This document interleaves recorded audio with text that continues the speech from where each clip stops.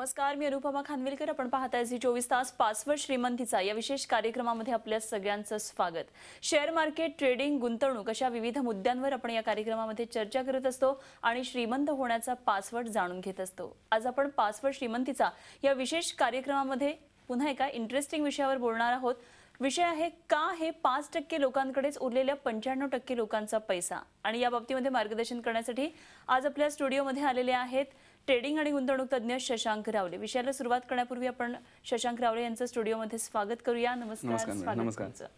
आणि आता थोडक्यात ओळख करून देते. शशांक रावले एसआर कन्सल्टन्सीचे डायरेक्टर आहेत. शेअर ट्रेडिंग, गुंतवणूक आणि सल्लागार म्हणून कार्यरत आहेत. चला तर मग आपण लगेचच शशांक रावले यांच्याबरोबर चर्चा करूया आणि जाणून घेऊया पासवर्ड श्रीमंतीचा.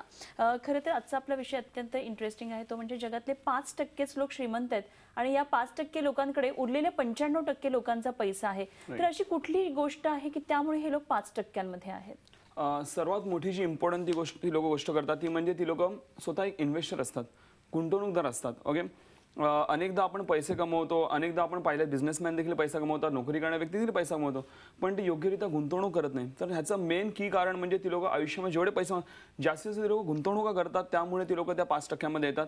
जर तुम्ही योग्यरित्या चांगल्यारित्या गुंतवणूक केली, त्या पैशाला होल्ड केलं प्रॉपरली, जास्ती वर्ष ठेवलं आणि चांगल्या ठिकाणी, असं म्हटलं जातं ना, choose wisely and sit tightly, म्हणजे ते गुंतवणूक तुमच्या ते घेऊन बसा नीट आणि चांगलं गुंतवणुका शोधून काढा, तरच तुम्ही त्या 5%मध्ये जावाल. अनेकदा मी आपली मराठी माणसं पाहिलेली आहेत की ती लोक गुंतवणुका तर करतात, पण त्यांना पेशन्स नसतो की जरा आपले गुंतवणुका वाढल्यात की पटकन ती लोक त्यातनं पैसा काढून टाकतात. जर थोडेसे खाली आल्या तर घाबरून ती लोक काढतात, बाबा आणखी खाली नको जायला.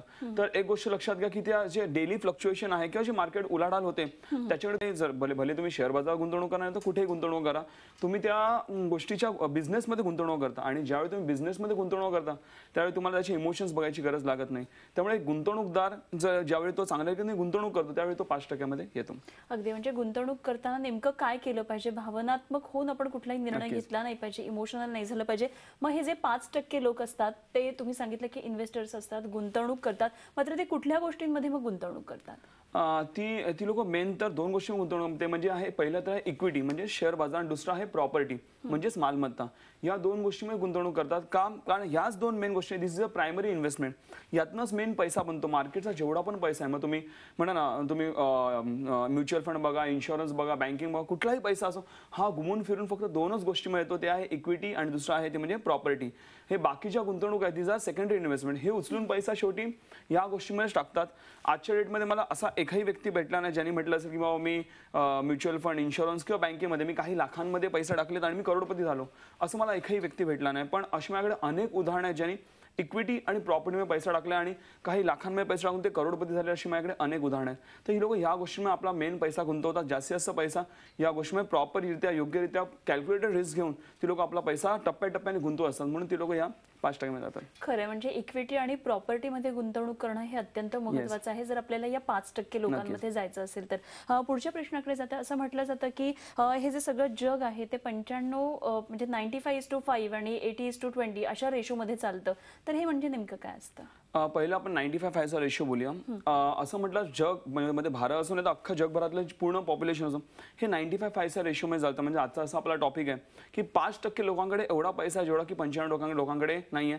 आणि ती 95% लोक जे आपल्याला गोष्टी आवडतात त्या करतात, पण जी 5% लोक जे आहेत जे आपल्या गोष्टी आवडत नाही की त्यांचे जे म्हणा ना कम्फर्ट लेवलच्या बाहेर आहेत त्या गोष्टी ते लोक करतात आणि नवीन नवीन चॅलेंजेस स्वीकारत असतात, नवीन नवीन आयडियाज डेव्हलप करत असतात.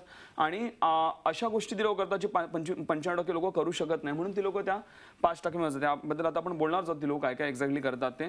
पण असं म्हटलं जातं की 5% लोकांकडे पैसा जेवढा आहे तेवढा त्या 95% लोकांकडे देखील नाहीये. हे झालं 95:5 रेशो. आणि दुसरा एक रेशो आहे तो आहे 80:20 रेशो. ओके, म्हणजे हा बिझनेसमॅनसाठी हा कामाला येतो. असं म्हटलं जातं की तुमचा जो बिझनेसचा जो क्लायंट बेस असेल, तो तुमचा जो जेवढे लोक तुम्हाला बिझनेस येतात त्यातनं जेवढी 20% लोक जेवढा तुम्हाला बिझनेस देतात तेवढी तुम्हाला 80% लोक देत नाही. समजा तुम्ही 100 क्लायंट्स असतील तर भले 80% क्लायंट्स तुमचे 80 क्लायंट्स त्यातले तुमचं भरपूर म्हणजे ना तुम्हाला भरपूर त्रास देतील, भरपूर तुम्हाला प्रश्न विचारतील, भरपूर तुमच्याकडनं म्हणा ना सर्व्हिस घ्यायचा प्रयत्न करेल, पण तुम्हाला जो बिझनेस ऍक्च्युअल देणार आहे तो आहे फक्त 20% क्राऊड.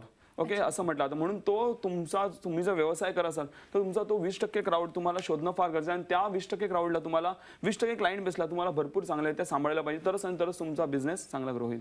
अगदी हा रेशो लक्षात आला. मात्र आपण इतके वर्ष शेअर बाजारामध्ये आहात, आपण तज्ज्ञ आहात, स्टॉक मार्केट हा आपला व्यवसाय आहे, तर हा 90:5 आणि 80:20 हा जो रेशो आहे तो आपल्या या व्यवसायामध्ये कसा लागू पडतो? नक्कीच लागू पडतो. पहिला आपण परत 95:5च्या रेशो बद्दल बोलूया. असं म्हटलं जातं आणि इट्स अ रिअल फॅक्ट की शेअर बाजार स्पेशली ट्रेडिंग करताना एक चांगलं सत्य बोलायचं म्हटलं तर फक्त 5% लोक शेअर बाजारात पैसे कमवतात, 95% लोक लॉस करतात. हे सत्य आहे, इट्स अ रिअल फॅक्ट. पण हेच अपॉर्च्युनिटी आपल्यासाठी का? कारण पहिली गोष्ट म्हणजे आपल्याला म्हणजे आपण प्रत्येक गोष्ट पॉझिटिव्हिटी बघायची असते. म्हणजे आज आम्ही जर ट्रेडिंग करतो शेअर बाजारामध्ये तर आम्ही जर पैसे कमवतो म्हणजे आम्हाला पूर्ण मार्केटमध्ये अपॉर्च्युनिटी की आम्ही त्या 95% लोकांचा पैसा खाऊ शकतो का? कारण आज जर आपण मार्केटमध्ये पैसे कमवतो, कोणतरी आहे मार्केटमध्ये ज्याचे पैसे लॉस गेले म्हणून आपल्याला पैसे येतात. कुठलीही गव्हर्नमेंट किंवा कुठलीही कंपनी म्हणून आपल्याला पैसे देत नाही. It's a win win situation. कोणाची जाणार तर कोणीतरी येणार. तर मार्केटमध्ये डोनर्स असले पाहिजे, आपल्या पैसे डोनेट करतील. तर हे 95% आपल्याला लोक हे पैसे डोनेट करतात. त्यामुळे आपण पैसे मार्केटमध्ये चांगले कमवू शकतो. And we are proud to say की आम्ही आणि आमचे जेवढे पण लोक आहेत जे ट्रेडिंग करतात, आम्ही हसत आम्ही त्या 5%मध्ये येतो.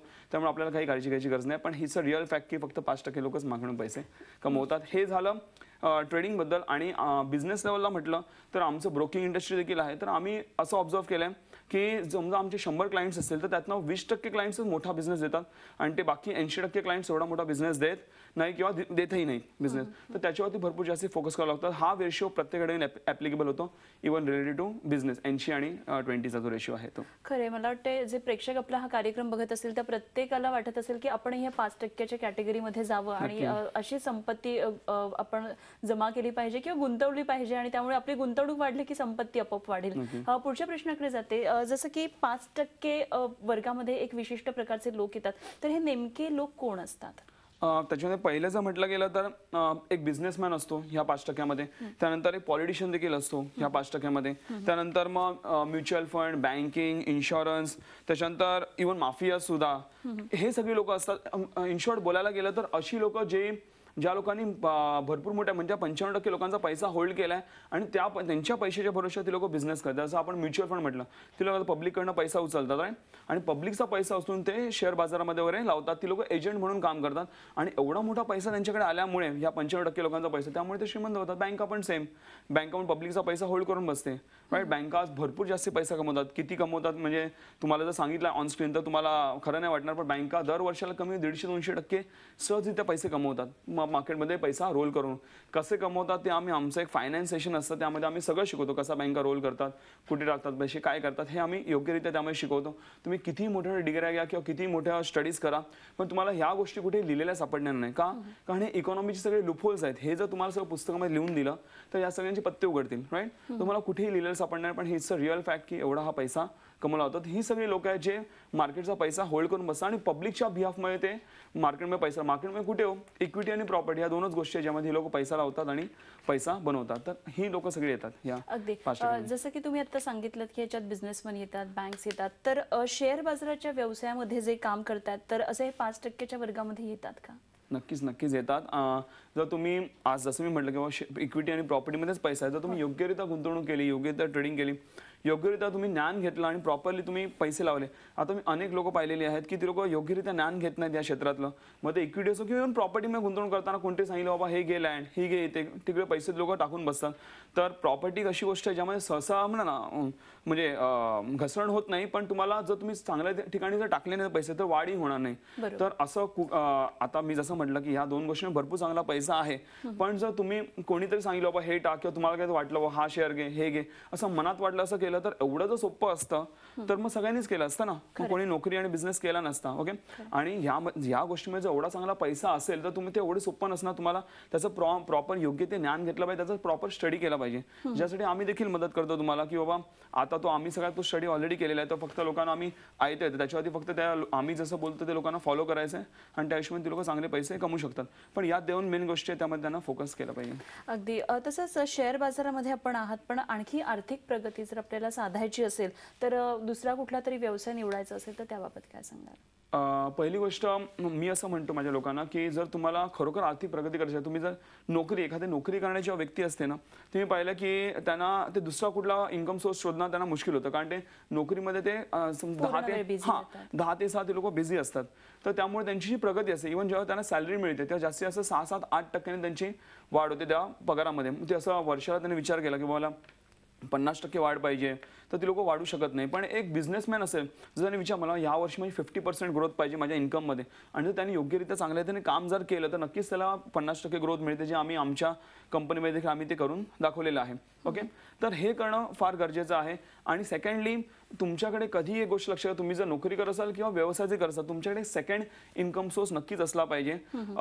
पहिली गोष्ट मी माझ्या आयुष्यात ठरवली की आता आम्ही शेअर बाजार व्यवसाय करतो, तर नवीन कुठल्या व्यवसायामध्ये उतरणं म्हटलं तर ते थोडं डिफिकल्ट देखील होतं. म्हणजे तुम्हाला त्याचं भरपूर चांगलं ज्ञान घ्यावं लागतं, भरपूर ना त्याच्यामध्ये तुम्हाला गुंतवणूक तर करावी लागतेच, पण ज्ञान असणं पण फार गरजेचं आहे. तर म्हणून मग मी विचार केला की आमच्या व्यवसायामध्येच आम्ही सेकंड इन्कम सोर्स शोधू, हे माझा पहिला विचार होता. म्हणजे ज्याने का आता आम्ही ट्रेनिंग्समध्ये पण आहोत, ब्रोकिंग इंडस्ट्रीमध्ये पण आहोत, ॲडवायझरीमध्ये पण आहोत, पर्सनल ट्रेडिंग आहे, पर्सनल पोर्टफोलिओ, प्रत्येक गोष्टी आहेत. म्हणजे एकीकडनं इन्कम कमी झाला दुसरीकडनं इन्कम आपल्याला येत राहतो, जे की तुम्हाला देखील करायचं आहे. तुम्ही व्यवसाय किंवा इव्हन नोकरी जरी करत असाल, तुमच्याकडे दुसरा एक इन्कम सोर्स हा असला पाहिजे. आता ते झाल्यानंतर मग मी माझ्या आयुष्यात ठरवलं की आपण प्रॉपर्टीमध्ये बिझनेस करायचा. कारण जसं मी म्हटलं की इक्विटी आणि प्रॉपर्टीमध्ये पैसा आहे. आम्ही ऑलरेडी इक्विटी मार्केटमध्ये आहोत, तर प्रॉपर्टी मार्केटमध्ये देखील आमच्या गुंतवणुका योग्य वेळोवेळी होतच असतात. त्यामुळे देखील पण दीर्घकालामध्ये तुम्हाला भरपूर चांगला फायदा होतो.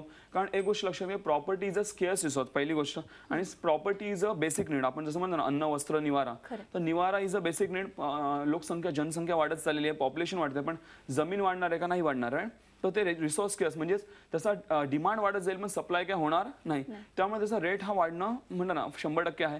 त्यामुळे तुम्ही प्रॉपर्टीमध्ये योग्यरित्या गुंतवणूक करा. भले तुम्ही छोटी अमाऊंट टाका, काही फरक नाही, छोटी प्रॉपर्टी घ्या, पण ह्या रेसमध्ये नक्की उतरा, तरच तुमची प्रगती होईल. अगदी आपण आणखी चर्चा करणार आहोत, तुमच्याकडून आणखी टिप्स जाणून घ्यायचे आहेत. मात्र इथे वेळ झाली एका छोट्याशा ब्रेकची. कुठे जाऊ नका, पाहत रहा झी24 तास, पासवर्ड श्रीमंतीचा.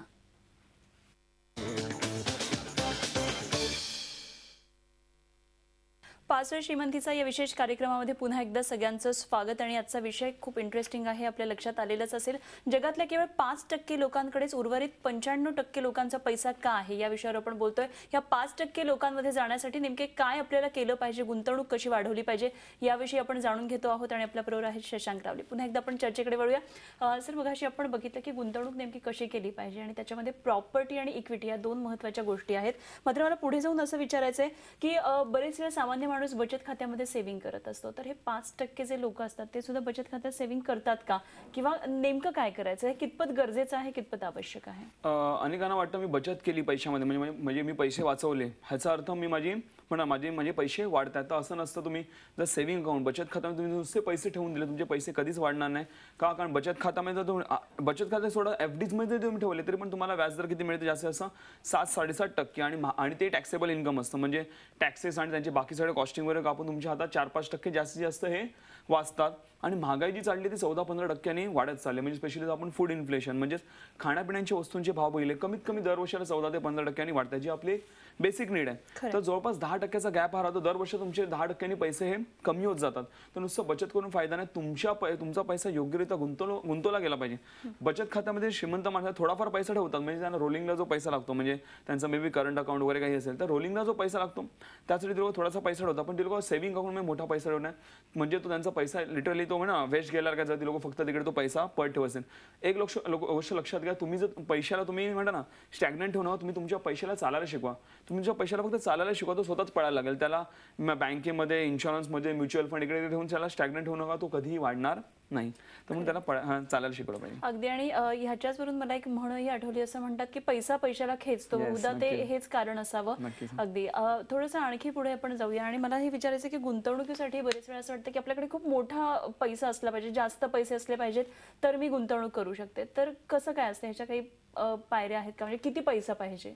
अनेकदा मला लोक येऊन विचारतात की सर मला किती गुंतवणूक करायला लागेल, मोठी गुंतवणूक करावी लागेल का, किंवा इव्हन जेव्हा व्यवसाय मी लोकांना विचारतो किंवा व्यवसाय करण्यासाठी किती लोकांना वाटतं पैशाची गरज आहे का, तर अनेक लोकांना वाटतं व्यवसाय करायचा म्हणजे मोठा पैसा पाहिजे, किंवा जर गुंतवणूक करायची किंवा जर श्रीमंत व्हायचं तर मोठा पैसा पाहिजे. एक गोष्ट ही चुकीची समजूत आहे. पहिली गोष्ट, व्यवसाय करण्यासाठी पैशाची गरज नसते, तर तुम्हाला चांगल्या आयडियाची गरज असते एक. आणि जर तुम्हाला तुमचा पैसा वाढवायचा असेल तर त्यासाठी मोठा पैशाची गरज नसते. तुम्ही भले छोटा पैसा लावा. It's not very important how much you are earning, it's very important how well you are managing your money. तुम्ही भले तुमचा छोटा पैसा तुम्ही योग्यरित्या गुंतवा, तो भरपूर चांगल्या रीतीने वाढू शकतो. अशी माझ्याकडे अनेक लोक आहेत ज्यांच्याकडे, आणि त्यामधनं अशी पण काही लोक आहेत ज्यांच्याकडे फार कमी पैसा होता पण त्यांनी तो योग्यरित्या गुंतवला, त्यांच्या पैशाला त्यांनी प्रॉपरली चालायला शिकवलं, त्यांच्या पैशाला प्रॉपरली वाढ दिली. आज ते भरपूर श्रीमंत आहेत. तर मोठा पैसा असणं गरजेचं नाही. तुमच्या पैशाला तुम्ही कसं चालायला शिकवता, त्याला वापरता, त्याला कसं वाढवता, यावर तुमची ग्रोथ डिपेंड असते. म्हणून अशी काही समजूत घेऊ नका जर आम्हाला मोठं व्हायचं असेल, मला बाबा भरपूर मोठा पैसाच लागेल. हां, मानतो की त्याला थोडा वेळ लागेल जर तुमच्याकडे छोटा पैसा, पण नक्की तुम्ही त्या ह्याच्यापर्यंत पोहोचू शकता. आणि तसे तुम्ही पावलं उचलत गेला तर तुम्हाला लवकर कदाचित ते अचिव्हमेंट्स नक्कीच होऊ शकतात. अगदी. आणि आता तुम्ही म्हटलात की खरं तर गुंतवणूकदार असणं महत्त्वाचं आहे. मग तुम्ही नोकरी करत असा, बिझनेसमॅन असा, काही तुम्ही करा, मात्र गुंतवणूक सतत करत राहणं हे गरजेचं आहे. तर हा गुंतवणूकदार जेव्हा इन्व्हेस्टर ह्या लेवलला जाण्यासाठी नेमक्या पायऱ्या काय असतात? मग पहिले एक सामान्य व्यक्ती, कुठलाही सामान्य व्यक्ती आपल्या आयुष्यामध्ये पहिल्या कुठल्या तरी कंपनी एम्प्लॉई असतो. तो एम्प्लॉय लेवलला काही चांगले पैसे कमवतो, तो काही जॉबचा एक्सपिरियन्स देखील घेतो आणि तिकडनं काही कॉन्टॅक्ट्स पण उचलतो, आणि तो नेक्स्ट अँड दी सेकंड लेवलला पोहोचतो, that is self employed level. Self employed लेवलला पोहोचल्यानंतर तो तिकडे काही बिझनेसचा एक्सपिरियन्स घेतो. ओके, त्यानंतर तिकडे आपले काही कॉन्टॅक्ट्स वाढवतो आणि तो नेक्स्ट अँड दी थर्ड लेवलला पोहोचतो. आणि पहिली गोष्ट, सेल्फ एम्प्लॉईड लेवलला तो स्वतः काम करतो. मग त्याच्या अंडर माणसं नसतात, तो स्वतः काम करतो, सगळे काही स्वतःच त्याला कामं करावी लागतात. त्यानंतर जेव्हा तो बिझनेसमॅन लेवलला जातो त्यावेळी तो स्वतः काम नाही करत, तो आपल्या लोकांना हाताखाली ठेवतो आणि लोकांकडनं कामं करून घेतो. तो फक्त बिझनेसमध्ये पैसा लावतो, आयडिया लावतो, सिस्टम टाकतो आणि निघून जातो, बिझनेसच्या वर राहून काम करतो. आता बिझनेसमॅन लेवलला तो जाऊन चांगले ज्यावेळी पैसे कमवतो, तो त्यावेळी तो नेक्स्ट अँड दी लास्ट लेवलला पोहोचतो, दॅट इज इन्व्हेस्टर लेवलला. आणि ज्यावेळी तो इन्व्हेस्टर लेवलला पोहोचतो, चांगल्या गुंतवणुका करतो आणि त्यावेळी तो आपल्या पैशाला चालायला शिकवतो. एवढ्या दिवस तो बिझनेसमॅन लेवल पण स्वतः तो पैशासाठी काम करत होता. आता ज्यावेळी तो इन्व्हेस्टर लेवलला होतो त्यावेळी त्याचा पैसा त्याच्यासाठी काम करायला लागतो आणि तेव्हा तो खरोखर श्रीमंत बनतो. त्यामुळेच मी असं म्हणतो की बिझनेसमॅन कधी श्रीमंत नसतो, एक गुंतवणूकदार श्रीमंत असतो. आणि ज्यावेळी तुम्ही समजा शेअर बाजारामध्ये तुम्ही पैसे गुंतवत असाल तर तुम्हाला बाकी सगळे स्टेप्स फॉलो करायची गरज लागत नाही, तुम्ही डायरेक्टली इन्व्हेस्टर बनता.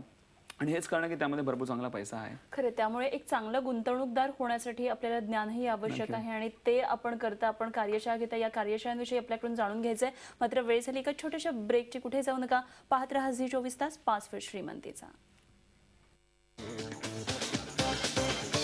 पासवर्ड श्रीमंतीचा या विशेष कार्यक्रमामध्ये पुन्हा एकदा सगळ्यांचं स्वागत. आणि आज आपण बोलतोय की 5% लोक जगातले श्रीमंत का आहेत, आणि याविषयी आपल्याला मार्गदर्शन करतायत शशांक रावले. पुन्हा एकदा आपण चर्चेकडे वळूया. आपण मग अशी गुंतवणूक कशी करावी, चांगला गुंतवणूकदार होण्यासाठी काय करायचं, ह्याच्या खूप छान टिप्स दिलात. निश्चित आपले जे झी 24 तासचे प्रेक्षक आहेत, जे आता आपला कार्यक्रम पाहत आहेत, त्यांनाही वाटत असेल की आपणही 5% या कॅटेगरीमध्ये जावं. त्यांना तुम्ही कशी मदत कराल? पहिली गोष्ट, आम्ही ही गोष्ट करण्यासाठी आम्ही वेळोवेळी प्रयत्न करत असतो. आम्ही जास्तीत जास्त लोकांमध्ये जास्तीत जास्त गुंतवणुकीचं आणि ट्रेडिंगचं ज्ञान द्यायचा आम्ही प्रयत्न करतो. कारण मी अनेकदा लोक पाहिले की लोक पैसे तर कमवतात, मग आपल्या पैशाला कशी वाढ दिली पाहिजे, कुठे गुंतवण्याचं त्यांना ज्ञान नसतं. तर तुम्हाला आम्ही एक शाश्वती देतो की बाबा तुम्ही जर आमच्या कार्यशाळा देखील असतात, त्याबद्दल आपण बोलणारच आहोत. तर त्यामुळे तुम्ही जर अटेंड केलं तुम्हाला भरपूर चांगलं ते ज्ञान मिळेल. बाबा आपण कुठे कुठे चुका करतो आणि ह्या लेवलपर्यंत कसं पोहोचायचं. ही श्रीमंत माणसं जी आहे, 5% माणसं, ही लोक नक्की काय करतात, ही लोक नक्की पैसे कुठे गुंतवतात, काय त्याचं, आणि लोक कुठल्या चुका नाही करत, कुठल्या चुका करतात, सगळं या गोष्टीचं प्रॉपर नॉलेज हे तुम्हाला आमच्या कार्यशाळेमध्ये प्रॉपरली मिळत असतं. आणि त्यामुळे असे अनेक आमचे लोक आहेत ज्यांनी फायनान्शियली भरपूर चुका केलेल्या आहेत, त्यांनी आज भरपूर चांगली ग्रोथ केलेली आहे. इव्हन अशी अनेक लोक आहेत ज्यांचं आज घर फक्त पॅसिव्ह इन्कम, म्हणजे त्यांच्या गुंतवणुकीवर त्यांचं फक्त घर चाललेलं आहे. फक्त ज्या त्यांनी गुंतवणुका केलेल्या आहेत त्याच्या, म्हणजे आता शेअर्समध्ये म्हटलं तर त्यांना डिव्हिडंड्स वगैरे मिळतात, बोनसेस वगैरे मिळतात. जर पॅसिव्ह इन्कम बोलायला गेलं तर ना, इंटरेस्टच्या रूपात असू शकतात, डिव्हिडंडच्या रूपात किंवा रेंटच्या किंवा प्रॉफिटच्या रूपामध्ये हे पॅसिव्ह इन्कम असतात. त्यामुळे हे चांगल्या रीतीने पैसे आज कमवतात. तर तुम्ही नक्कीच या पाशाने जाऊ शकता. अगदी. तर मग या कार्यशाळा नेमक्या कुठे होणार आहेत, कधी होणार आहेत, त्याविषयी आपण प्रेक्षकांना सांगूया. आता आपल्या जे कार्यशाळा आहेत त्या मुंबईमध्ये दादर या ठिकाणी 7 तारखेला आहे. त्यानंतर मग ठाणे या ठिकाणी 8 तारखेला कार्यशाळा आहे. त्यानंतर पुण्यामध्ये 14 तारखेला आहे. त्यानंतर कोल्हापुरात 16 तारखेला कार्यशाळा आहे या महिन्यामध्ये. आणि त्यानंतर शेवटी नाशिकमध्ये 23 तारखेला आपल्या कार्यशाळा आहेत. त्याचे डिटेल्स तुम्हाला स्क्रीन्सवरती येतच असतील. तुम्हाला कुठलेही डिटेल्स पाहिजे तर फक्त आमच्या नंबर्सवरती फक्त एक छोटासा मिस कॉल मारून सोडा. ओके, तुम्हाला पूर्ण डिटेल्स आमच्या SMS थ्रू तुम्हाला येऊन जातील सगळ्या कार्यशाळांचे. मग त्यातनं कुठली अटेंड करा तुम्ही तुमच्यावर डिपेंड आहे. पूर्ण तुम्हाला सगळ्या कार्यशाळा डिटेल्स येत जातील. फक्त छोटा एक मिस कॉल मारा आणि यासाठी कुठलीही रजिस्ट्रेशनची गरज नाही. तुम्ही डायरेक्टली त्या कार्यशाळेमध्ये येऊ शकता. तुम्हाला नोंदणी वगैरे करायची गरज नाही. टोटली फ्री कार्यशाळा आहेत. खरं आणि मला वाटतं महाराष्ट्रात 5 ठिकाणी या कार्यशाळा होतात. जसं की उत्तर महाराष्ट्रातले लोक नाशिकमध्ये येऊ शकतात.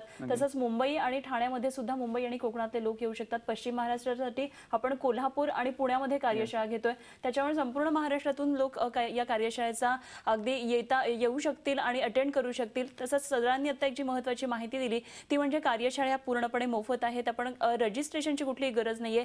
केवळ एक SMS करायचा आहे किंवा दिलेल्या नंबरवर मिस कॉल करायचा आहे आणि आपण ही कार्यशाळा अगदी फ्री अटेंड करू शकतो. सर, या कार्यशाळेमध्ये येण्यासाठी कुठली अर्हता आहे का, काही एलिजिबिलिटी आहे का, कोण नेमकं अटेंड करू शकतो? असं अशी काही एलिजिबिलिटी नाही. कोणीही येऊ शकतं. एक वयोवृद्ध व्यक्तीपासून एक लहान म्हणजे कॉलेज स्टुडंट्स किंवा इव्हन शाळेपासून कोणी येऊ शकतं. जेवढं जास्तीत जास्त तुम्ही म्हणा ना लवकर वयामध्ये तुम्ही शिकाल या गोष्टी तेवढं भरपूर चांगलं आहे. आता इव्हन आम्ही अनेक कॉलेजेसमध्ये वगैरे देखील अवेअरनेस प्रोग्राम करत असतो. आज जेव्हा एक व्यक्ती जेव्हा कुठे म्हणजे हे करते एज्युकेशन घेते आणि त्यानंतर जेव्हा नोकरी किंवा बिझनेस करायला जाते तेव्हा त्यांना ह्या गोष्टींचं ज्ञान असणं फार गरजेचं आहे. कारण मी पाहिलेलं अनेक लोक म्हणजे त्यांना ह्या गोष्टी नॉलेज नसतं. ती लोक आलेला पैसा फटाफट उडत जातात. तुम्हाला लवकर योग्य वयामध्ये तुम्हाला हे सगळं करणं गरजेचं आहे. जे आम्ही तुमच्याकडे कोणी येऊ शकतं त्यामध्ये. अगदी अगदी. आज आपण 5% लोक श्रीमंत का असतात ह्याचं जे सगळं गुपित प्रेक्षकांना सांगितलं आणि खूप छान इन्व्हेस्टमेंटच्या टिप्स दिल्यात त्याबद्दल खूप खूप धन्यवाद.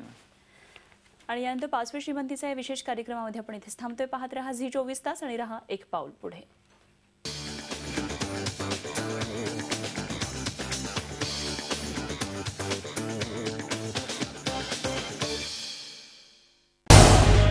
झी 24 तास रहा एक पाऊल पुढे.